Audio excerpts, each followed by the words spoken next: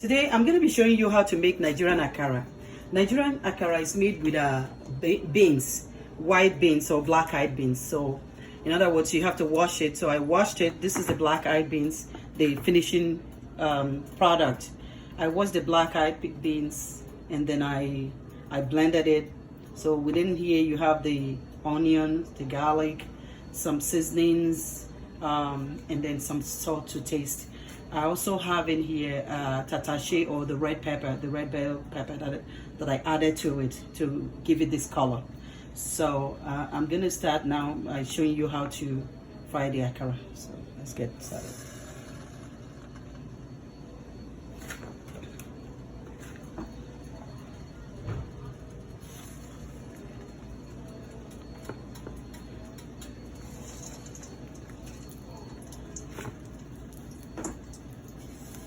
So I'm gonna have this for a couple of minutes. It's hard to say how long you have it, so I suggest you keep an eye on it, and then when it turns brown a little bit, and you turn it around to the other side periodically. Okay, it's browned a little bit, so I'm just gonna go ahead and be turning them one after the other, turning it to the other side. And of course, you don't have to spend pause for a long time as I did. You can just turn them as often as you think is necessary. So that's the other side of it. So I'm going to leave it in here for another, like, not more than a minute or even less, and then I'll bring it out.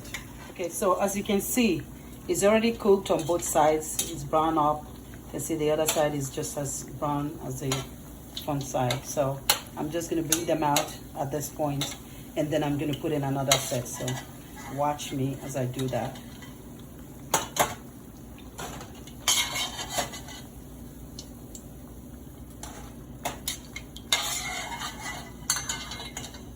Okay, so here's the finished product of my akara that I made, the Nigerian akara. Like I said earlier, you can use it, you can eat it with custard or pap or akamu. So you can also use it to eat oatmeal. So I'm just gonna try one of them. Tastes really good. So you can try it and add it as an additional breakfast meal for your family. You can try it. Okay.